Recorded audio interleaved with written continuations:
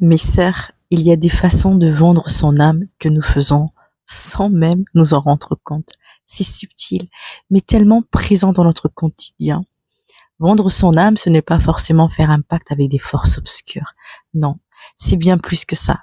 Par exemple, quand on reste dans un travail qui nous rend malade, un travail où chaque jour on se lève en se sentant mal, on est en train de vendre une part de notre âme.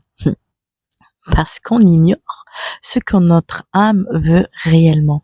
On continue par peur ou par obligation sans écouter ce qui résonne au fond de nous. Une autre façon de vendre son âme, c'est de ne pas suivre son intuition. C'est cette voix intérieure qui te dit de faire quelque chose, mais que tu ignores par peur du changement.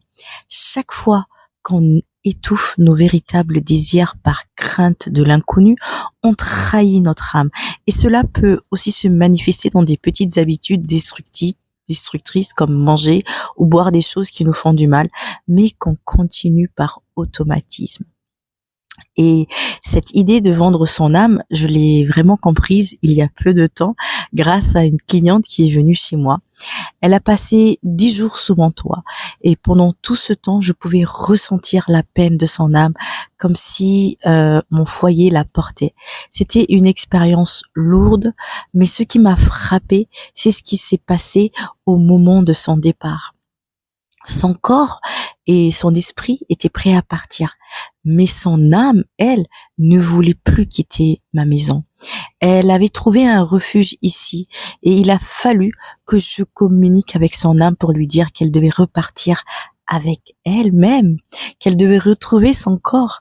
En discutant avec ma cliente, elle m'a dit qu'elle sentait aussi ce désir de rester, de continuer sa guérison avec moi. Mais la vie l'appelait ailleurs. Elle avait des responsabilités auxquelles elle devait répondre. Et là, je me suis dit, c'est donc ça, vendre son âme? Si je n'avais pas eu cette conscience, j'aurais pu garder son âme avec moi, la forçant, sans le vouloir, à travailler pour moi.